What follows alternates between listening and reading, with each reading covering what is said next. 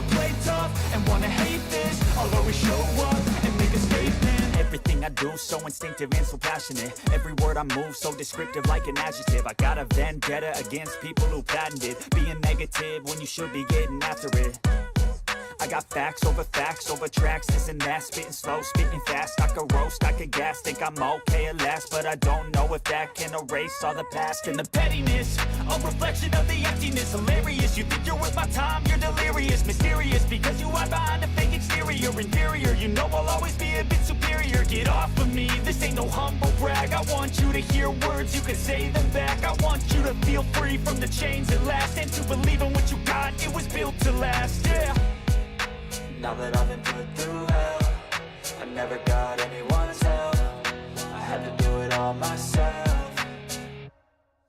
I don't ever slow up, no I don't take shit. I've got no love for the fakeness. If you wanna play tough and wanna hate this, I'll always show up and make a statement. I don't ever slow up, no I don't take shit. I've got no love for the fakeness. If you wanna play tough and wanna hate this, I'll always show up and make a statement. Gonna learn the consequence of being incompetent. Mental health is confidence, dreams and some honestness. I'm not here to save the day, that's for you to take away. I could play a million mind games, but instead I say something not illogical, something that is topical. Rub it on and watch it go, make yourself unstoppable. Dreams are irresponsible, but they're always possible. If you just believe, you could be so remarkable. Thoughts in my head, a collage and they spread. I'll be great one day, going off of my meds. No, I'm not giving up, no, I'm not giving in. I will make it to the top, taking off in the wind. I gotta make it, I'm saving every day to taste it. I'm patient, but my mind, it can hardly take it. I'm chasing a dream that I've had for several ages. A vacant, modern kingdom for the taking.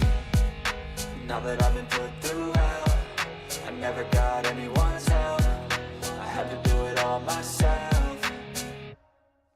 I don't ever slow up, no I don't take shit. I got no love for the fakeness. If you wanna play tough and wanna hate this, I'll always show up and make a statement. I don't ever slow up, no I don't take shit. I got no love for the fakeness. If you wanna play tough and wanna hate this, I'll always show up and make a statement. I don't ever slow up, no I don't take shit. I got no love for the fakeness. If you wanna... And now, Mike's thoughts. Ladies and gentlemen, boys and girls, we need to have a conversation. We need to sit down and we need to talk, not later. We need to talk right now, because what the Pittsburgh Steelers are doing in the NFL is a travesty. What the Pittsburgh Steelers are doing to my eyes is a crime against humanity. Guys, look, the Pittsburgh Steelers, I love you guys. I love your toughness. I love and respect their tradition. But these throwback jerseys, guys, they are terrible. Gold jerseys with the aggressive black striping, vertical spikes, diagonal color patterns, oversized numbers on the back. Stop it. Y'all, it looks like someone dipped a referee in mustard and hit him with the barcode scanner. Let's just be flat out honest about it. And don't even get me started on that matte yellow helmet with the gray face mask. It's not 1933. It's a cry for help. I mean this from the bottom of my football-loving heart. These uniforms don't just hurt my eyes. They make me lose weight. That's how hard my body rejects the Pittsburgh Steelers throwback uniforms. I saw the promo picture, and immediately I dropped 3 pounds and my will to live. Now, I get it. It's history. It's logistic. Whatever. You want to honor the Pirates' roots, the Steelers City beginnings, yada, yada, yada, but there's a fine line between throwback and throw it back in the closet and light it on fire. This crossed the line. Built a house on the other side and invited everyone to this bad idea party. And here's a kicker. They're wearing these in Week 8 versus the Green Bay Packers. So we got 2 historic franchises in one game that's going to look like a Lego fight at a construction site. At this point, we got to be honest. Steelers, stop. Just stop. Not every piece of history needs to be revived. Some things are better left in the dusty attic of the all-time Dayton Triangles and the leather helmets. Guys, welcome to the Man Hour NFL Talk. Cue that intro. Are you ready for the best damn NFL show on the planet? Man Hour Nation, rise up. Yeah, hey, let's go. know the vibe, only the strong survive. Gotta keep your head in the game. Talking NFL, uncut, straight raw, steady bringing that sauce. We about to take off, get it hype. This man, our sport talk. Yeah, yeah. From the quarterback to the lineman, everybody bringing heat. You don't really wanna try 'em. Hey, hey, who gon' win? It's a battle of the giants. This show is the flyest. Nobody can deny it. This is Man Hour. Sport Talk. Man Hour. Sport Talk. What team you reppin'? We keep it interesting. Who caught another down? Who got that interception? This is Man Hour. Sport Talk. Man Hour. Sport Talk.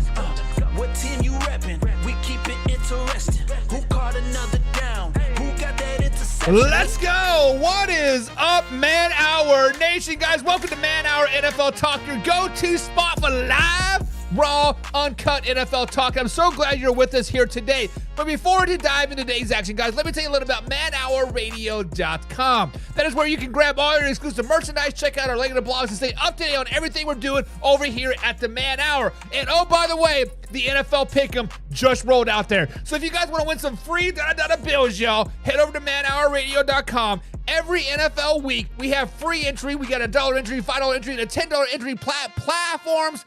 50% of the pool, $1 per entry, goes into the prize fund. Bada bing, bada boom. That's easy, easy money. Do not forget to hit the like button, guys, to share this with a couple friends, and subscribe to the channel as well. It is the best way to stay connected with us, and make sure you never miss a live show, because we are back live and in action after a month and a half off of the Man Hour. But wait, guys, there is even more.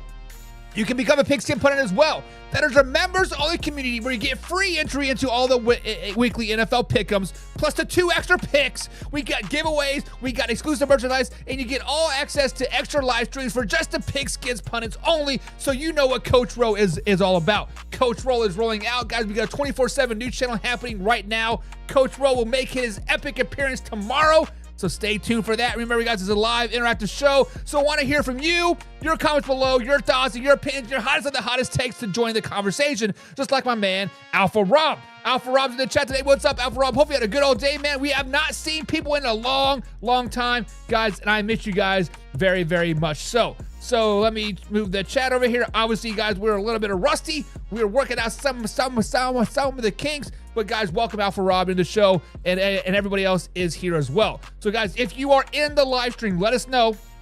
Let us know. It's because I had to rewrite the chat formula here. So if you are in the show, let us know, and we can go from there. All right, all right, all right. With that being said, guys, it is time to dive into the title segment of today's show. It is time to talk about arguably the best team in the NFL.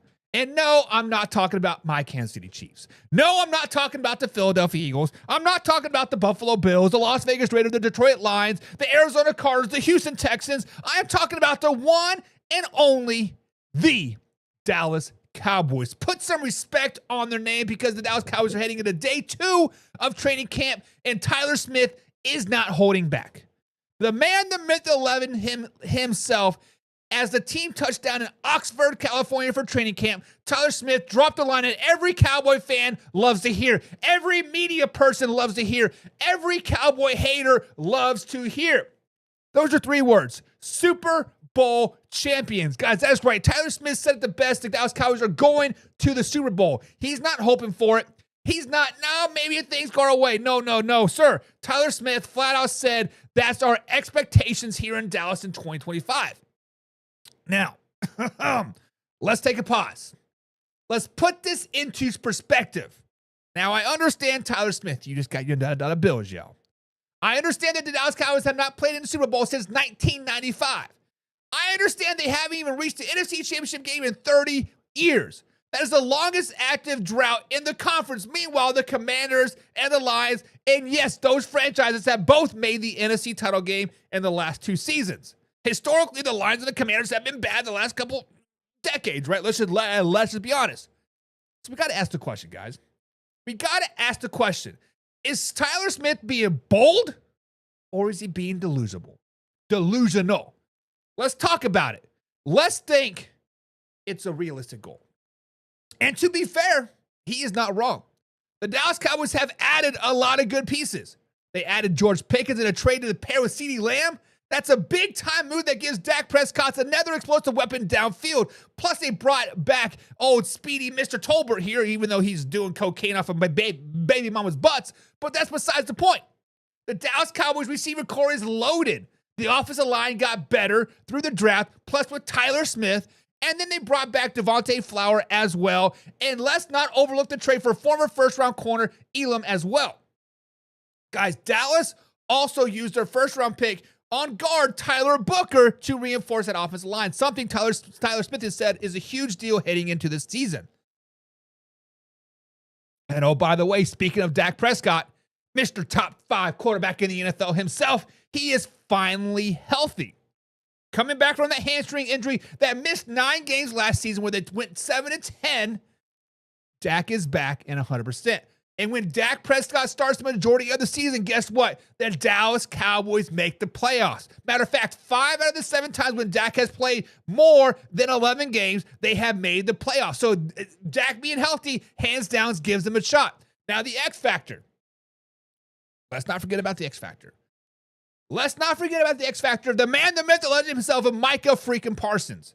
As he enters the final year of his rookie deal, there's still no extension in place, even day 2 of training camp. And let's just be honest, he's about to become the highest paid non-quarterback in the NFL history. The Cowboys knows it, he knows it, and yet still no deal done. Jerry, what are you doing, my man?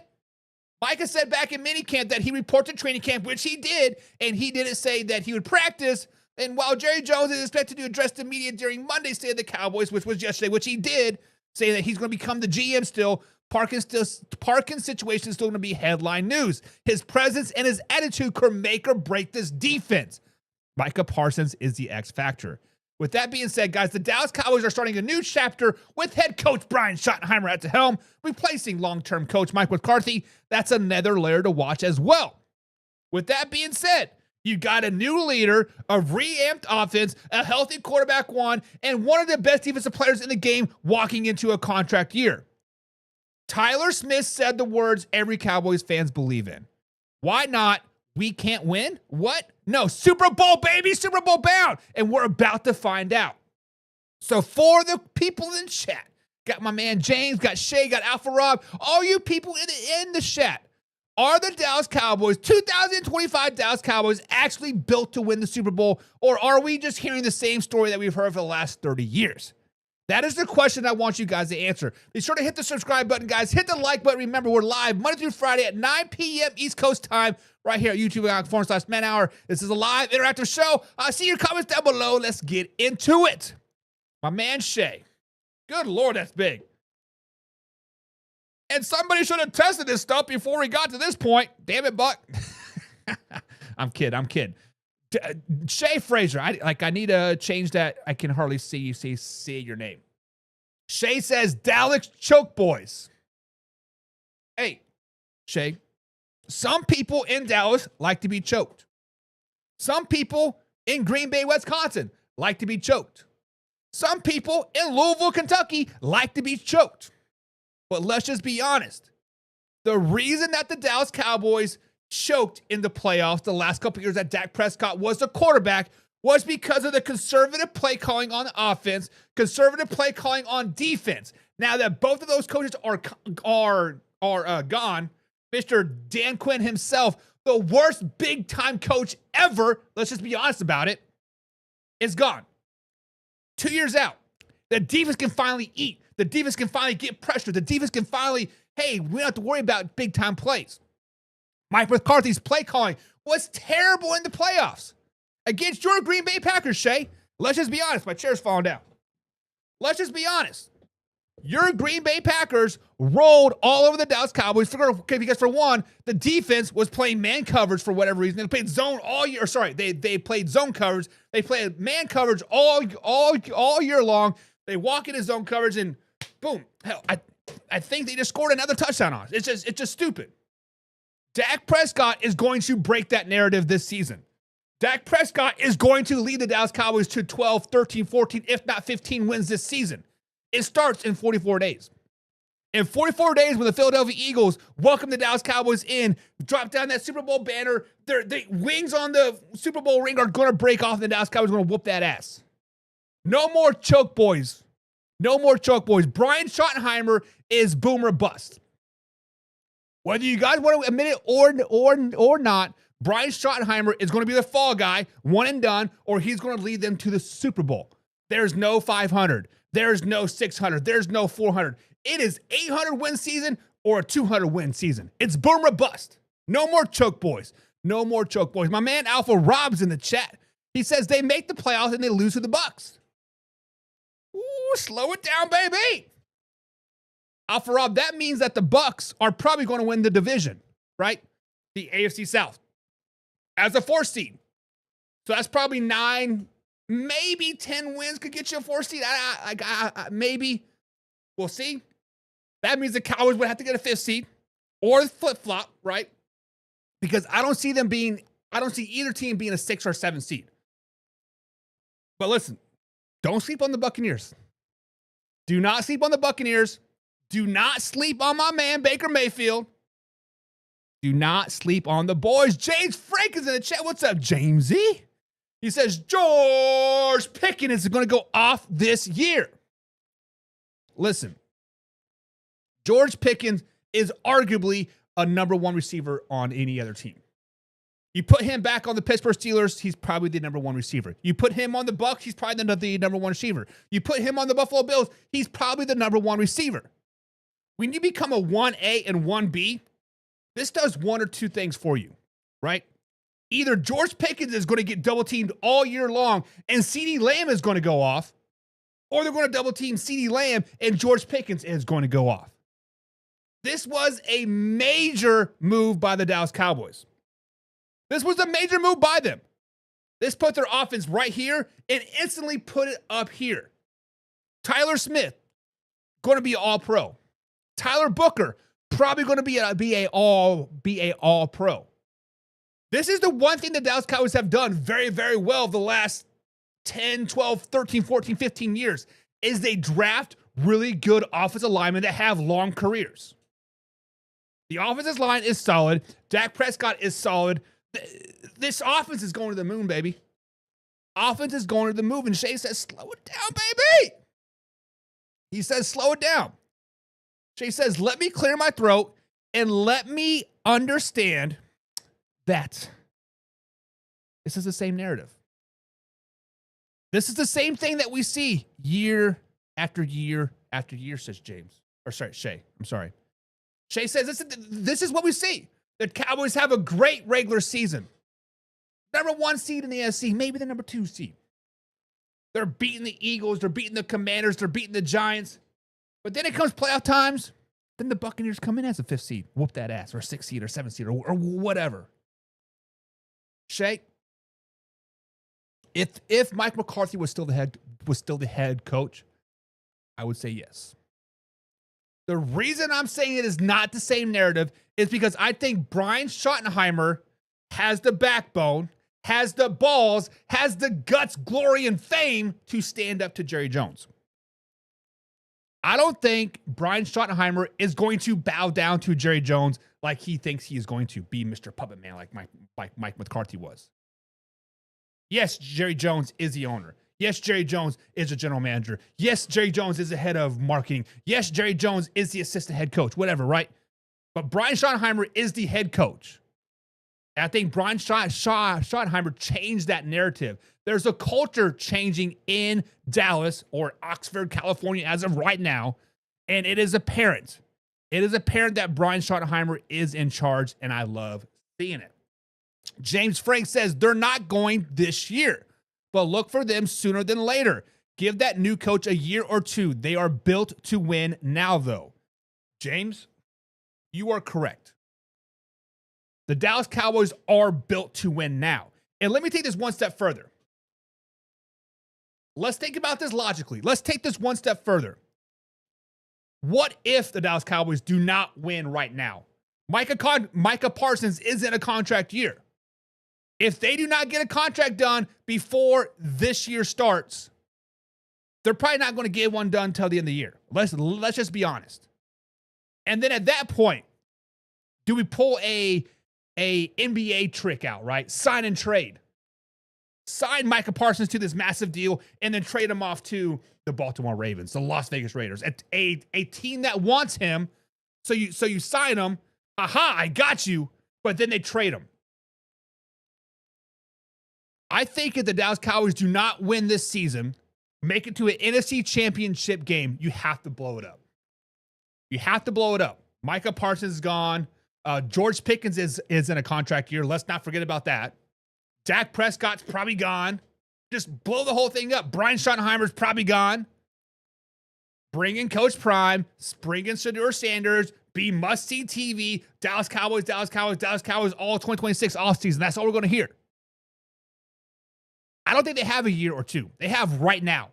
They're built to win right now. They must win right now.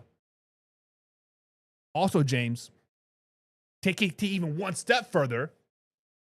They're not built just to win right now. Honestly, they're built to win for the next 3, 4, 5, 6, 7 years, honestly. Yes, Dak Prescott's entering in his 10th year, 9th year in the NFL. He's still relatively young, still in his prime per se. CeeDee Lamb, obviously well in his prime. George Pickens, well in his prime. Micah Parsons, well in his prime. A young offensive line. They're built to win right Baker, he's cooking up his best year yet. Man, listen, I love Baker Mayfield. I love Baker Mayfield. I love everything about him, and I hope he has the great year. I honestly do.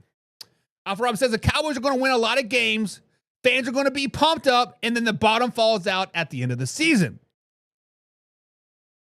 Alpha Rob, this is not the Philadelphia Eagles. If anything, the bottom falls out early because of the new offense, because of the new head coach, because of the new defense, because everything's new. It might take 3, 4, 5 games to get rolling. You know, they might be 2-3 to start the season, maybe 1-4. People will be saying, fire Brian Schottenheimer, he's terrible. Next thing you know, 10, 11, 12 wins in a row. That could happen. WB Anson in the chat. What's up, WB? He says, Cowboys won't even make the playoffs. They're not even the second best team in their division. But they are. Actually, WB Ant, you are correct. They're not the second best team in the division. They are the best team in that division. They're better than the Eagles. They're better than the Commanders. Don't sleep on the Giants, but they're better than Giants as well. Honestly, I think the NFC East is a lot closer than what everybody is giving them credit for. Because right now, if you listen to any talking head over here on the Believe Sports Network, which the Man Hour is a part of, we're proud to be a part of it. They had the Commanders and they had the Eagles up here, and then the Cowboys, and then the Giants.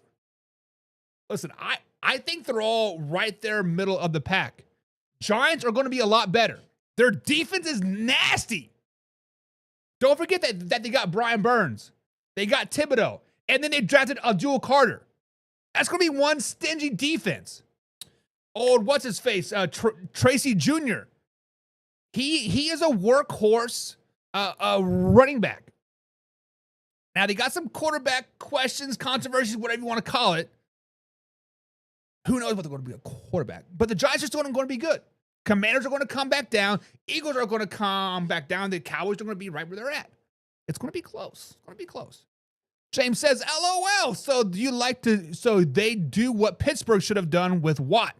Leave Shedeur alone. He's our future, not yours. So, guys, James Frank is a Cleveland Browns fan. He loves him, Shedeur Sanders. But listen, Shedeur Sanders is going to be trade bait. 4th round pick. Let him go, baby. Let him go. But yes, you are right. The Steelers should have probably traded TJ Watt. I'm just saying. Alpha Rob says the Cowboys definitely have a better name than the Commanders. I believe we're calling them the Commander Skins now, right? Isn't that the old thing we're sticking with? The Commander Skins? All right, guys. So I just flipped over to Facebook and YouTube just to look at the chat, make sure everything's coming through. And apparently, every time you guys comment something on YouTube, it goes over to Facebook and says, Alpha Rob said the Cowboys definitely have a better name than the Commanders. And then over here on YouTube, it says WBN said the Cowboys won't even make the playoffs. You know, I'm not saying I'm smart, but damn it, I'm pretty smart. I wrote a pretty good code. I wrote a pretty good code. But guys, legitimately, I do not think the Dallas Cowboys are a Super Bowl bound team. I think they're a good team. I think they have potential to make a Super Bowl run. But let's just be honest. Right now, the Commanders, the Eagles, the Lions, the Rams, maybe even the Cardinals have a pretty good shot at making the Super Bowl this season. Do I think they're a good team? Yes. Do I think they can be a great team? Yes. Do I think they're Super Bowl ready? No. That's all I got to say about that right there. That's all I got to say about that right there. But guys, let's move over to the Joe Burrow burglary situation. Now, when I first read this story, guys, it's been quite disturbing. Let's talk about this wild and honestly very disturbing story that has just dropped around surrounding Joe Burrow. The national burglary ring and the black market pawn shop operator right out of a movie script. Now, a pawn shop owner in New York has officially pled guilty to buying and selling luxury goods stolen by national burglary crew. And yes, one of those victims was none other than Cincinnati Bengals quarterback Joe Burrow.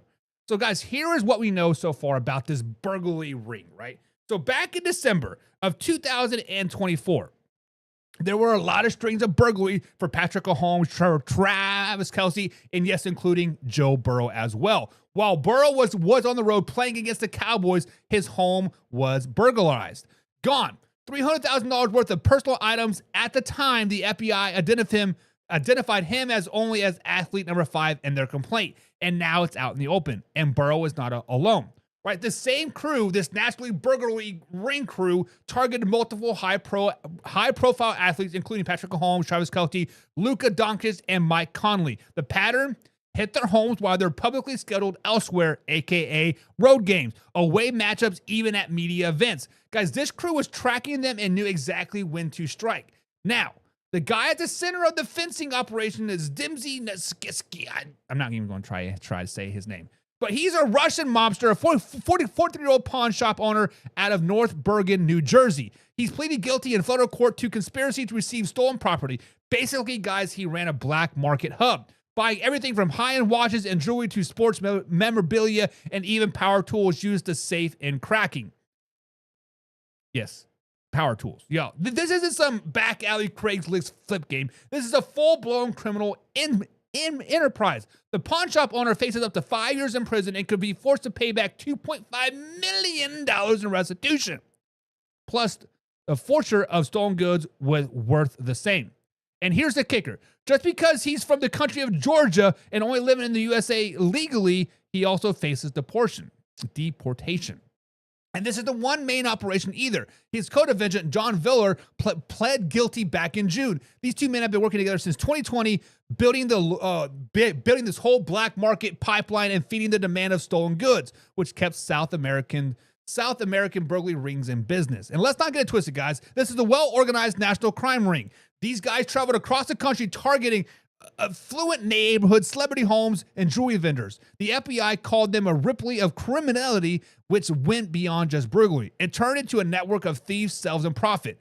And how did it eventually crack it? Selfies. Seriously.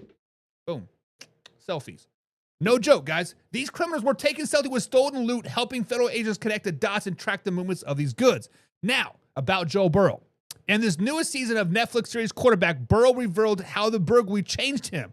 Even canceled the purchase of a working replica Batmobile because, yeah, he was that rattled. He said, and I quote, "I just felt very uncomfortable. My life is very public, and that comes with the job. But there are certain parts of your life that are yours. Your house is one of those things." And guys, you know what? He is right. At the end of the day, no matter how famous you are, your home is supposed to be your space, safe, private, off limits.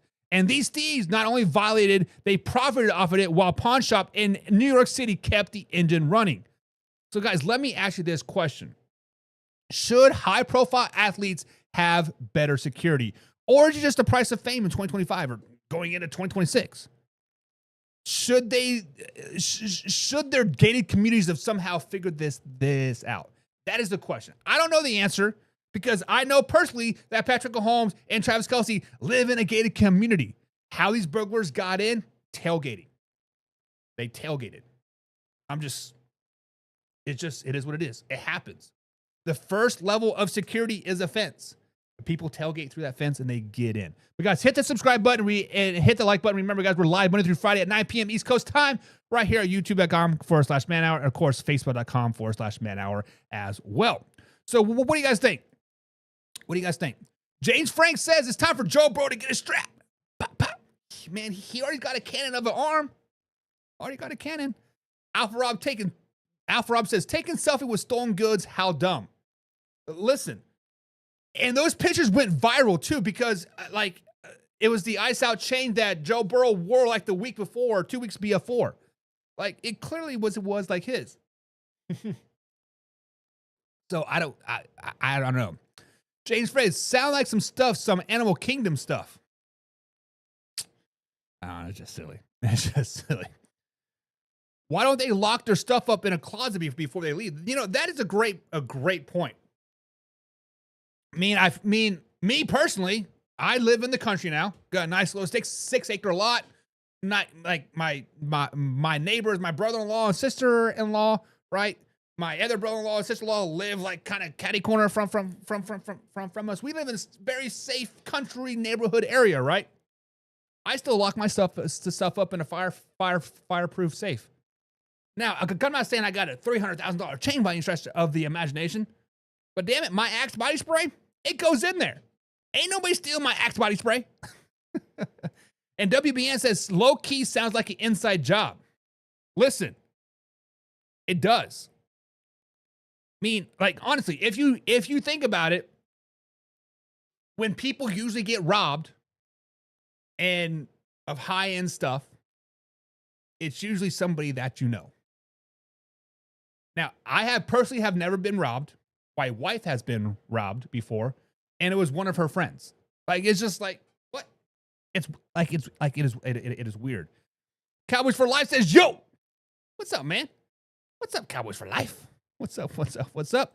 James Frank says, you think he'd have a safe. You would think. You would think. But hey, who really knows at the end of the day? But guys, it is time for a little bit of buy and a little bit of sale. Is that the one I want? Yeah, there you go. That'll work. All right, guys, so let's move on to buy or sell. Now, usually every Monday, we do a little thing called buy or sell. I know it's Tuesday, but yesterday's show got cut a little short because I blew a breaker. Yada, yada, yada. Long story short, guys, buy or sell. For those of you who don't know or new to the show or need a quick refresher, guys, here's how it works. I'm going to present a bold statement, question, or scenario, and then it's up to you to decide. Are we buying this or are we selling it? When we buy something, we're like, yeah, we're saying, you know what? I'm all in on this, Buck. This makes sense. It's got legs and I am behind it. We're on board. No hesitation, baby. But on the flip side, when we sell, we are rejecting it. We're saying, nah, I'm good. Slow it down, baby. It's just not right. It doesn't add up, and here's why I'm not buying it. Guys, we are not afraid to call things out and put out our own takes out there. So here's how it works. Buy or sell. It's all about making the bold calls, backing them up, and have a little fun with it. So guys, let's go ahead and jump right in to the first buy or sell of the day. And we're going to go over to the Motor City. We're going to go the Mitten. We're going to go up north to Detroit, Michigan, and talk about the Detroit Lions. As we head into the 2025 NFL season, guys, the Detroit Lions are coming in hot. Or at least they think they are. David Montgomery just fired the first shots at Lion Camp, calling this season year of reckoning. After a 15-win season in 2024, the best in franchise history, and then a one and done in the playoffs, the expectations are sky high in Detroit. And why wouldn't they be? Let's just be honest. They were the number one seed in the NFC, won back-to-back NFC North titles, and look, they were finally ready to shake up that lovable loser labelable, but here's the problem. When it mattered most, they flopped. Not just a little bit, they got flat out embarrassed by the Commanders with a 45-31 loss at home in the playoffs. and a team with and the Commanders at the time had a rookie quarterback, a new head coach, and just the Super Bowl contending thing. It's unlucky. Now, I'll give credit where credit is due. David Montgomery is saying the right things. He's playing with the chip on his shoulder. He wants to prove himself. Not wrong. That's the mindset you want from your RB1. And Raymond, he's preaching maturity. Says the team has grown, become pros, and knows what it takes to finish. You have got guys who've been down Campbell's system for a few years now, and there's consistency and leadership in that locker room. Dan Campbell said himself, he is locked in. He knows his team can't take any shortcuts, and he said it best. You don't work for almost, you work for the whole thing. But guys, here's the question. Is it all talk? Or is it really a good thing? Because the Lions still have yet to reach a Super Bowl. They're only one of 4 franchises who have never been to the Super Bowl, and that playoff beat down to Washington exposed real class. Now, Levi is already out for the season. That's a big loss on the defensive front. And oh, by the way, the guy they come in to replace him is already on the PUP list, was physically unable to perform. Their secondary has holes, and while Adrian Henderson is a beast, he can't carry the defense all by himself. And oh, by the way, he's coming off from a season-ending injury. Yes, Jared Goff has been efficient. Yes, Amarat is still a legitimate star. But we've seen the core together for a couple seasons now, and we know who they are. The Lions aren't catching anybody by surprise this season. Every team will give them the best shot. So, guys, buy or sell. Will the Lions be in force in 2025? I'm selling it. Get it out of here. Put it on the clearance rails for all I care. It's not because they don't have talent. They do. Not because they're poorly coached. They're not. Dan Campbell is a great coach. I'm selling it because we've already seen this version of the Lions. We know their ceiling, and we just watched them hit it and crashed back down. They have got too many holes left to fill. The defense still needs work. The offensive line is solid but not invincible, and they weren't good enough to close the deal last year with everything falling into place. What's going to change now? They lost their defensive coordinator, they lost their offensive coordinator, and their center just retired. But guys, this is a question for you guys down in the comments below. Are the Lions legitimate contenders in 2025, or have we already seen what they have to offer? Hit the subscribe button, hit the like button. Remember, we're live Monday through Friday, 9 p.m. East Coast time, right here at youtube.com/manhour. This is a live interactive show, so let's get in the comments below. With that being said, Old Man Rivers in the chat. Mr. Pigskin Pundit himself. Where's that? Pigskin Pun. Get you some. What's up, Old Man River? What's up, Old Man River? And Alpha Rob saying sell. Me and Alpha Rob are usually on the same page. And when we're on the same page, we are right. I'm just letting you guys know, we are right when we agree. When we disagree, one of us is right. But when we agree, we are right. He says sell. We've seen this. I believe Shay said it best. Same narrative, different year, right? But Old Man Rivers says, slow it down, baby. He says buy. Buy. He says, I love Jared Goff being leader of the pack. I love Jared Goff putting Caleb Williams, Jordan Love, and JJ McCarthy on leashes and walking them down the street. That's from our NFL Trash Talk group, guys. Join over here at facebook.com/manhour. Check it out. But Old Member says bye. Alpha Rob says they had their chances a few years ago for the NFC Championship game, and they blew up. They literally fumbled that game away.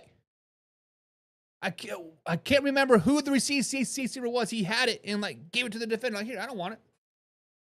And then they had the interception. The receiver, give me that. They forgot to show up in the second half and blew up in their faces. James Frank says, as a fan of misery, I'm buying the Lions to win. I believe they'll look different and maybe struggle the first few weeks, but Campbell will have them back on track. And James, I think that's where a lot of fans are going to quickly jump off the bandwagon of the Detroit Lions.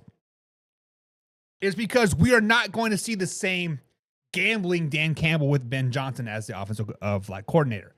I think that marriage was great, and I think that's why Dan Campbell took so many gambles, is because he knew Ben Johnson could cook up those plays, right? Now, I'm not saying the new offensive coordinator, I don't know his name off the top of my head. I'm not saying that they may not have that relationship. I'm not saying that, but I'm saying that it's going to take time to build that trust. And the reason why the Detroit Lions won a lot of those games, just like the Philadelphia Eagles, when it's 4th and 2, the defense is like, oh, yeah, we got it, baby. We out of here, right? And then all of a sudden, boom, they get it. You're like, damn. That is the biggest letdown ever. That is why the Eagles won 14, 15 games, right? That is why the Lions won 15 games. That is why the success was there, was because of the 4th down success, was because of the gambles. And I don't think that's going to happen this season.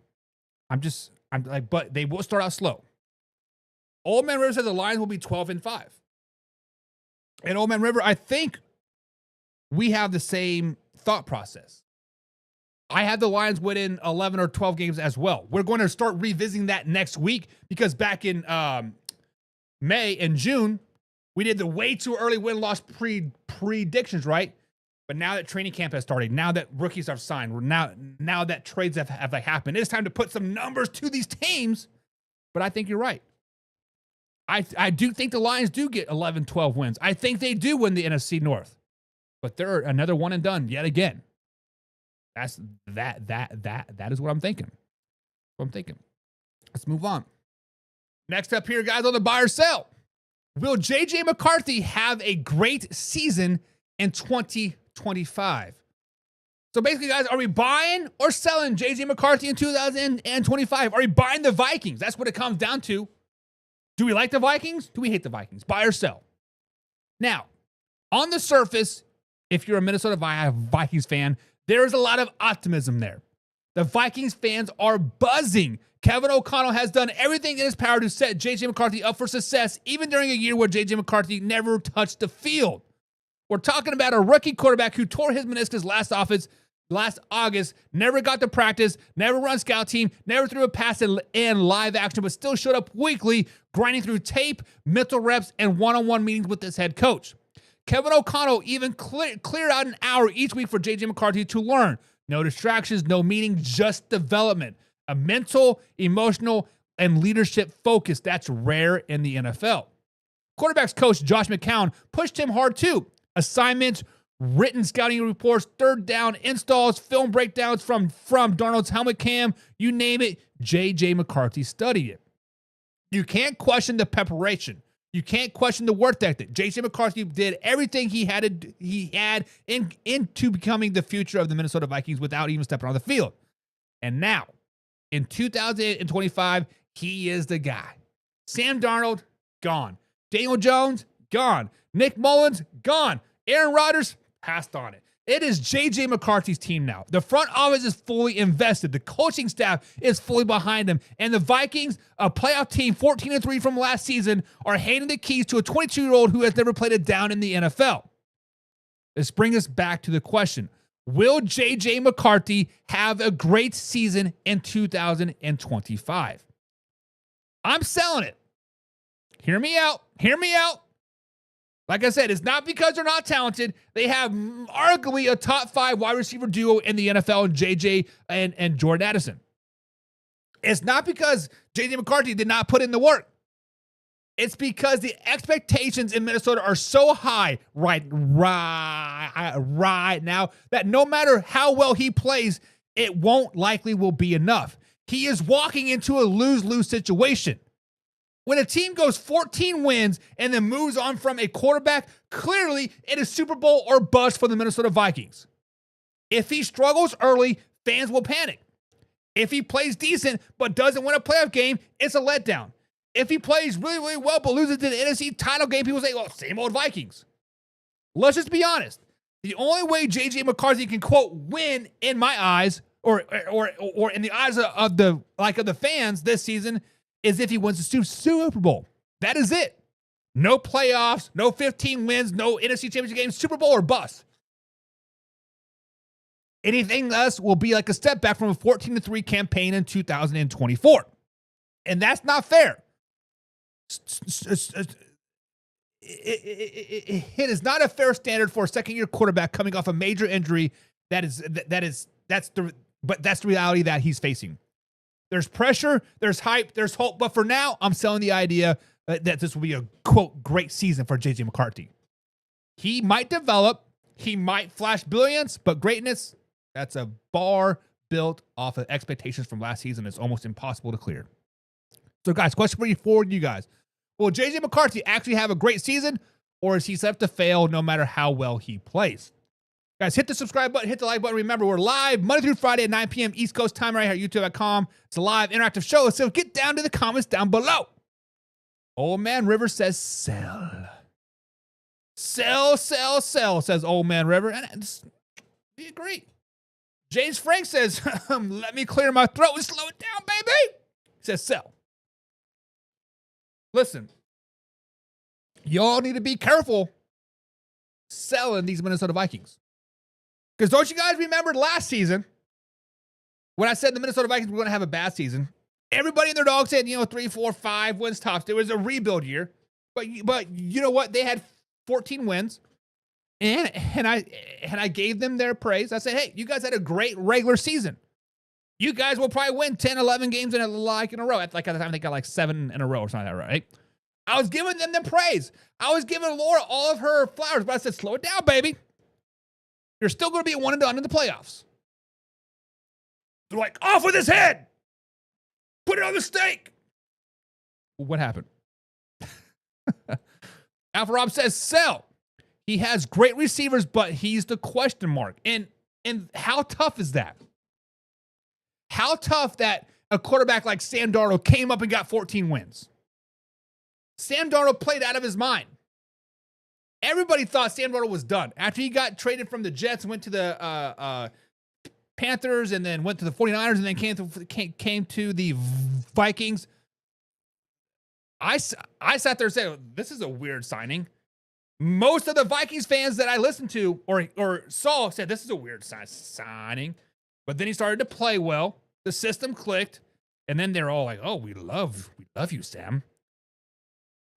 But JJ McCarthy's young. He's not the same quarterback as Sam.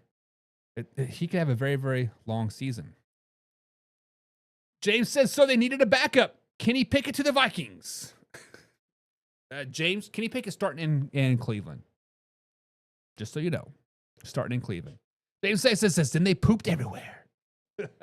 They pooped all over themselves. But let's just be real. Let's just be real. The Rams are pretty good. The Rams are pretty good. All right, guys, so technically this next one is supposed to be factor crap, but I forgot to change the overlay, so we're going to go buy or sell. But no, guys, this is factor crap, guys. Where's it at? There it is. All right, guys, so a little bit of fact and a little bit of crap. As we start to wind down the show, we're not quite done yet. It's time for our final segment. It's got a little bit of fact and a little bit of crap. But here's the deal. I'm going to throw out some statements, some facts that are floating around the NFL world. It is up to us to decide whether it's a solid fact or if it's just a whole lot of crap. We're going to separate the truth from the nonsense, cut through the hype, and see what's really worth believing. If it's legit, we're all about it. If it's pure garbage, we're calling it out. So, guys, grab your popcorn because it's about to get real. It's time for a little bit of fact or a little bit of crap. Let's find out what is going on in the factor crap world. And that's where we're going to start off with the New England Patriots. So, guys, factor crap. Will the Patriots actually have a winning season in 2025? And when I say winning season, that's 9+ wins. Not no 500 BS, not, almost got there. It's a winning season, 9+ wins. So, guys, let's get into it. Now, listen, we spent the last couple years watching the Patriots team lose its identity. Belichick's magic wore off. The quarterback situation was revolving door. The offense was stale. The offense was beat up. And by the end of the 2024 season, it honestly felt like the dynasty was nothing but a distant memory. But then, everything's changed. Not gradually, not subtly. I literally mean overnight. The second Mike Vrabel walked into Foxborough, the energy flipped. And I'm not talking about hype videos or emotional speeches. I'm talking about real football culture, structure, accountability, detailed, and leadership. That's what this training camp has already felt like, and we haven't even seen hit preseason yet. Ben Jones, Vrabel's longtime center in Tennessee, said it best. With Vrabel, everything has a purpose. It's just not drills for the sakes of checking boxes. It's reps that translate into real football. It's coaching that teaches guys that the way each moment matters. Mike Vrabel is hands-on. He's in the trenches with the linemen. He shows them how it should feel. He gets lit up by blocking pads just to show they respect the rep. And even more than that, he's built a locker room with trust. Players feel heard. They feel coached, not just barked at. And then you look at the talent. There are pieces there.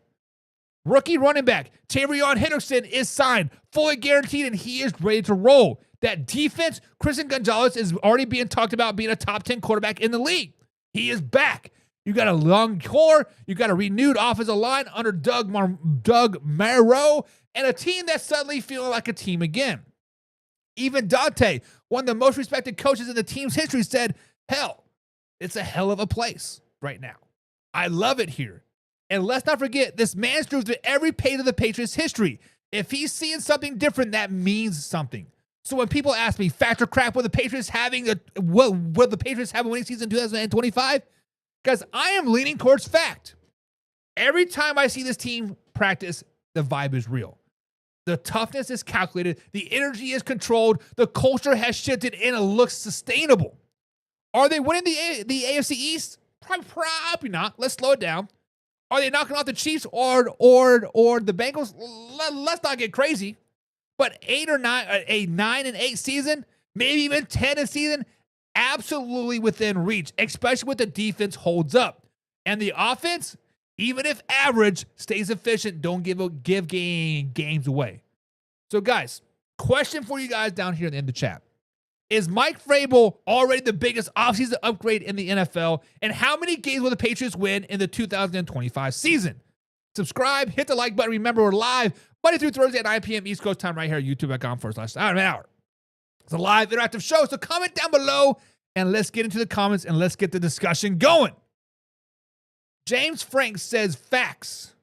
Vrabel coming in and lighting a fire under these players' asses. Listen, when the New England Patriots first hired Mike Vrabel, I was kind of like, yeah, but why? I actually said it here on the live show when the hiring happened. I'm like, there's a reason why Mike Vrabel did not get a job last season. And thinking about it now, sitting back, of course, hindsight's 2020. Maybe he wanted this New England Patriot job the whole time. Maybe old Robert Kraft was like in his ear, like, hey, I know we have Gerard Mayo. I know I said he's the coach in waiting, yada, yada, yada. We had to go through the four formalities so I didn't get booed out of the stadium, right? Gerard Mayo sucks. Vrabel, you're in. I don't care if Gerard Mayo takes us to the playoffs. Mike Vrabel, you are in. I think Gerard Mayo was simply just a fall guy. He was just a fall guy. Give Mike Vrabel a year. Let him relax, collect his thoughts, get that fire built back into him. Now look at him. I questioned the hire at first, but now I actually love it. Alpha Rob says, fact, because the Finns and Jets are just not good. Nailed it. Nailed it. 4 easy wins right there. And when you are a fourth place team from the previous year, you have a fourth place go to the next season. They got a lot of easy games. Now, I'm not saying that they're not good. Don't get that twisted. I'm saying they have a lot of easy wins. James Frank says, I'm thinking they'll get 9 or 11 wins. Woo, baby. Now, obviously, 9 is tangible. 10 is within reach. But 11? 11, baby? Damn, slow it down. My man. Listen. If the Patriots get 11 wins this season, not only will Mike Vrabel be put up on this pedestal, they're going to need 2 pedestals to lift Mike Vrabel up to the stars because that's where he's going to belong. They might build a statue out there with them. Replace Tom Brady's old ass. Get that ass out of here. Mike Vrabel, you are our Greek god. If that happens, because 11 wins, that probably means that at some point they've beaten the Buffalo Bills. And honestly, that is the goal, right? Right now in the AFC East, The goal is not to sweep the Buffalo Bills. It's just to beat the Buffalo Bills one time. And I think if you get 11 wins, you have to beat the Buffalo Bills at least one time. Same. I think that is where we're at. Whew. That is tough. James says, wait a minute. If you sucked the year before, you get an easy schedule? I knew this. They screwed my Browns from the rip. Listen, the AFC North got screwed as a rip. The AFC North got a tough draw. It is what it is. It is what it is. But guys, let's move on to the next factor crap. Factor crap. Guys, does Will Levis having season-ending shoulder surgery affect his future moving forward? Buck, what are you talking about? Well, guys, if you are watching the 24/7 live channel here, right here at youtube.com/manhour, we have a live 24/7 news feed channel. And of course, it'll be streaming on the Coach Rowe channel as well. But I wanted to test it on the Man Hour. And then we got Coach Rowe page as like as well. Basically, guys, on Sunday or on Monday, Will Levis is like, oh, my arm hurts too bad. I'm going to have surgery on it. Default him out for the season. AKA no more quarterback, air quotes, controversy in Tennessee. So, guys, let's get into it. The Titans organization, ownership, general manager, leadership says it's all about long-term health for Will Levis. They're calling it, quote, a smart move, a professional decision. And on the surface, that's a safe way to spin it. Sure.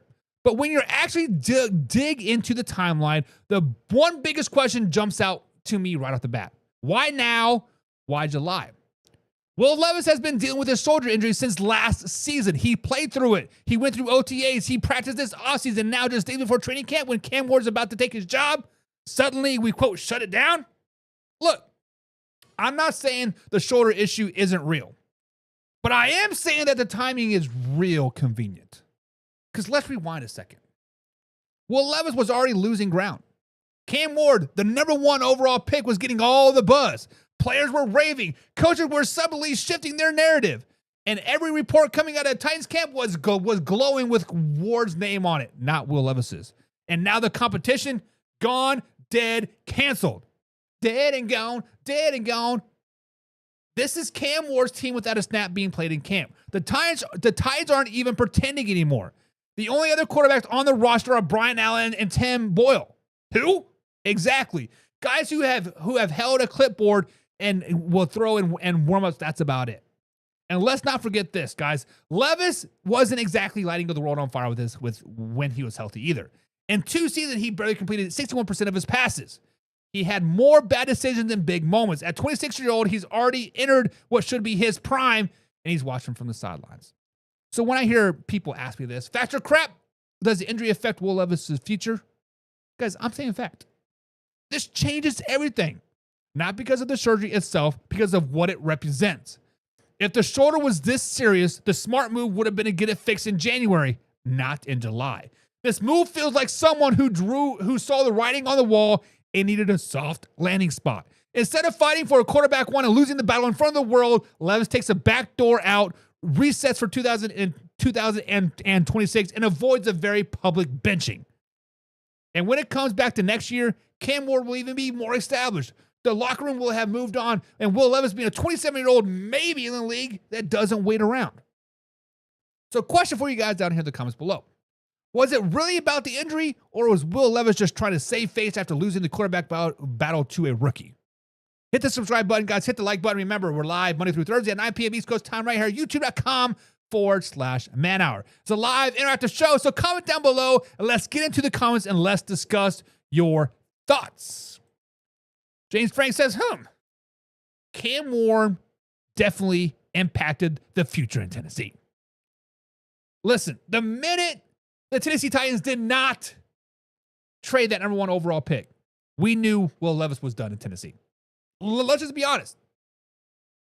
The only way, because they were talking about this quarterback battle BS, the only reason why that was it was so somebody like the Cleveland Browns would have traded for him. It was just, there was no quarterback competition. He just got put some mayo on that shoulder. Listen, the mayo joke is because Will Levis puts mayo in his coffee. what makes you decide to put mayo in your coffee? Be like, hey, let me try some mayonnaise in my Celsius. Like, what? First of all, guys, don't have Celsius. Freaking gross. Alpha Rob says, fact, he's done with Tennessee. And James says he's saving face. He's definitely done in Tennessee because next year will be his 4th year, end of his rookie deal. Or actually, was he a first-round pick? They are not going to pick up his 5th year option. I can't remember if he's his first round or second round pick, whatever. Either way, he has 1 year left in Tennessee. They will trade him. It is what it is. Alpha Rob says Bucks guy D-Hop didn't help him either. Listen, D-Hop didn't help Patrick Mahomes either. Huge drop in the AFC Championship game and the Super Bowl. Come on, man. Come on, dog. But guys, that is going to be it for today, guys. Thank you guys for tuning in. Thank you guys for having a great day. All that stuff. But until then, guys, this is Man Hour NFL Talk. We out. Hey, now we live, Man Hour NFL Talk, yeah. Now we live, Man Hour NFL Talk. This is the show that you want. NFL raw and uncut, keeping it live. Gotta turn it up louder and get it ready for the Man Hour, yeah. Man Hour NFL Talk. Let's go.